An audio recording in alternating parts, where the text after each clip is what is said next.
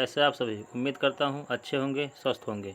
एक बार फिर आप सभी का हमारे इस यूट्यूब चैनल सक्षम एजुकेशन पर स्वागत है। आज हम आपके लिए लाए हैं यूपी ट्रिपल एससी से संबंधित जो भी प्रीवियस ईयर के क्वेश्चन हैं उनको जो आपके सामने मैं प्रस्तुत करने जा रहा हूँ। और ये आपका प्रैक्टिस नंबर 2 है। और इसी तरह से आप लोग मेरा सहयोग करते रहेंगे तो मैं इसी तरह के एग्ज़ाम जो है पास कराने वाले, एग्ज़ाम को निकालने वाले प्रश्नों की सीरीज़ जो है मैं आप लोगों के सामने लाता रहूँगा। तो आइए चलते हैं। जो है पहला क्वेश्चन दिया गया है, भारत में इनमें से कौन सा बैंक सार्वजनिक क्षेत्र का नहीं है? तो सार्वजनिक क्षेत्र का बैंक आपका इसमें जो है ये डी नंबर ऑप्शन जो दिया गया है, फेडरल बैंक लिमिटेड, ये आपका जो है सार्वजनिक क्षेत्र का बैंक नहीं है। क्वेश्चन नंबर 2, एक सहकारी समिति के गठन के लिए न्यूनतम कितने सदस्यों की आवश्यकता होती है? इसमें ऑप्शन नंबर जो है डी, जो डी आपका ऑप्शन नंबर डी दिया गया है, ये आपका राइट आंसर होगा। और क्वेश्चन नंबर 3 दिया गया है, एग्जिम बैंक जिसको आयात निर्यात बैंक भी कहते हैं, इसकी स्थापना कब हुई थी? तो इसकी स्थापना सन 1982 में की गई थी। और यह जो है इंडिया एक्ट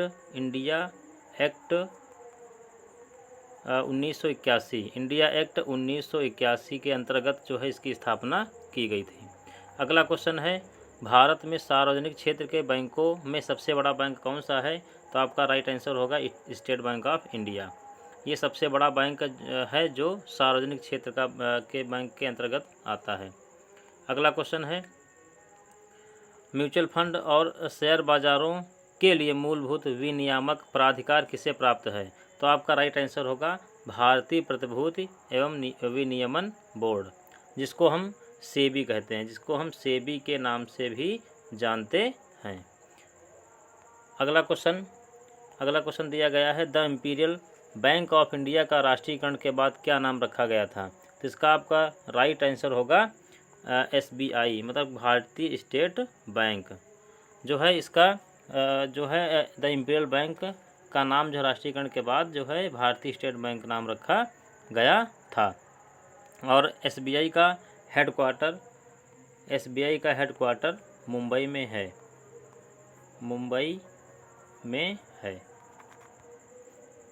अगला क्वेश्चन, भारत में कृषि और संबंधित क्रियाकलापों को निम्नलिखित किसके द्वारा सबसे अधिक उधार प्रदान किया गया है, किया जाता है? तो आपका राइट आंसर हो जाएगा वाणिज्यिक बैंक। जो भी वाणिज्यिक बैंक हैं उनके द्वारा ही जो है कृषि या इससे संबंधित जो भी क्रियाकलाप होते हैं उसको ऋण प्रदान किया जाता है।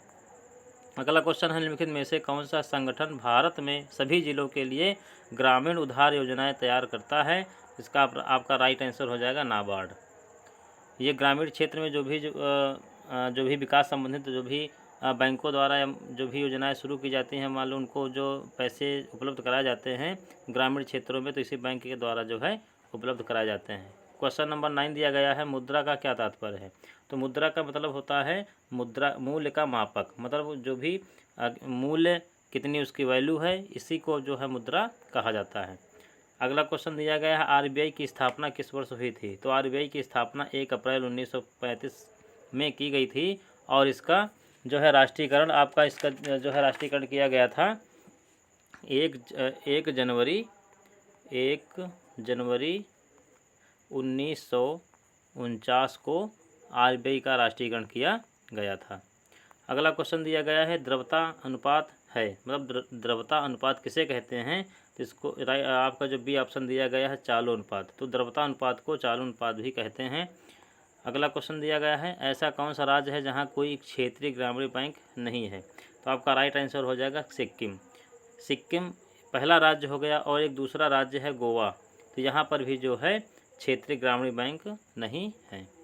अगला क्वेश्चन है, वाणिज्यिक बैंकों के दूसरे राष्ट्रीयकरण में कितने बैंकों का राष्ट्रीयकरण हुआ था? तो आपका पहले में जो है जब पहली बार राष्ट्रीयकरण बैंकों का हुआ था तो 14 बैंकों का हुआ था। और दूसरी बार जो है बैंकों का राष्ट्रीयकरण 6 बैंकों का राष्ट्रीयकरण किया गया था। और ये राष्ट्रीयकरण जो है 15 अप्रैल 1980 को हुआ था। अगला क्वेश्चन है, अवमूल्यन का क्या अर्थ है? तो अवमूल्यन का अर्थ है जो अन्य देशों की मुद्रा की तुलना में घरेलू मुद्रा का मान कम होना, मतलब अन्य देशों की तुलना में जो है स्वयं के देश का, मान लो अपने देश का जो है मूल्य, जो देश का रुपया है, देश का जो भी मूल्य है उसके मान जो है कम हो जाना ही अवमूल्यन कहलाता है। तो इस प्रकार से अगर बढ़ते हैं अगले क्वेश्चन की तरफ। क्वेश्चन नंबर 15 ये दिया गया है, भारतीय रिजर्व बैंक के वर्तमान गवर्नर कौन हैं? तो भारतीय रिजर्व बैंक मतलब आरबीआई के वर्तमान गवर्नर जो हैं शक्तिकांत दास हैं। अगला क्वेश्चन है, बिटकॉइन क्या है? तो बिटकॉइन का अर्थ होता है ये एक डिजिटल मुद्रा होती है जिसे जो है टच नहीं किया जा सकता है, और ये जो है मतलब जो है मोबाइल मतलब डिजिटल रूप से ही इस मुद्रा का आदान प्रदान किया जाता है।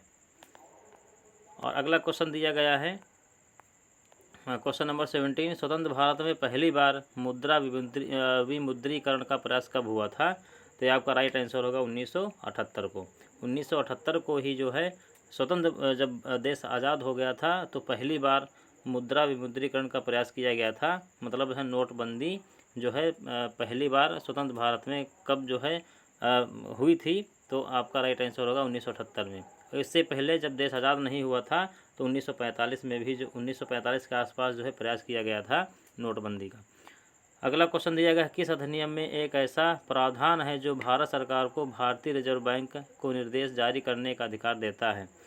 तो जो है इसका राइट आंसर हो जाएगा आरबीआई की जो धारा 7 है, इसमें जो है ये अधिकार दिया गया है कि जो भी कोई प्रावधान में जो भारतीय रिजर्व बैंक है उसमें किसी प्रावधान को लेकर या किसी ऐसे मतलब जो देश के हित में हो उसके लिए जो भारत सरकार को ये अधिकार देता है कि उसको आरबीआई को निर्देश जारी कर सके।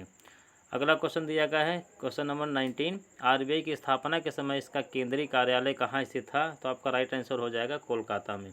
जब आरबीआई की स्थापना हुई थी तो इसका हेडक्वार्टर कोलकाता में था, जो कि अब मुंबई में कर दिया गया है। अगला क्वेश्चन है क्वेश्चन नंबर 20 और ये आपका लास्ट क्वेश्चन होगा, भारत में सिक्कों की ढलाई का एकमात्र अधिकार किसके पास होता है? तो आपका राइट आंसर हो जाएगा भारत सरकार। भारत सरकार ही जो है जो भी सिक्के भारत में जो भी चलाए जाते हैं, जो भी सिक्कों की ढलाई की जाती है तो उसका अधिकार भारत सरकार के पास होता है। इस प्रकार से आपके ये 20 क्वेश्चन थे और ये बहुत ही महत्वपूर्ण क्वेश्चन है जो आपके यूपी SSSC जो भी पेपर करवाती है उसके प्रीवियस ईयर के पेपर ये क्वेश्चन आंसर थे जो कि आपके एग्ज़ाम के लिए बहुत ही महत्वपूर्ण है। और उसको आप लोग जो है कॉपी पर नोट कर लें और जो है रिवीजन का करते रहें। इसी तरह से अब अगला जो है आपका प्रैक्टिस सेट नंबर 3 जो है अब जल्द ही आपके सामने लाएंगे। और आप लोगों से एक रिक्वेस्ट है कि आप लोग जो हमारे चैनल को जो है सब्सक्राइब कर लें, और जिससे आप लोगों को ये इस तरह के जो महत्वपूर्ण प्रश्न हैं जो आपको प्राप्त होते रहें। धन्यवाद।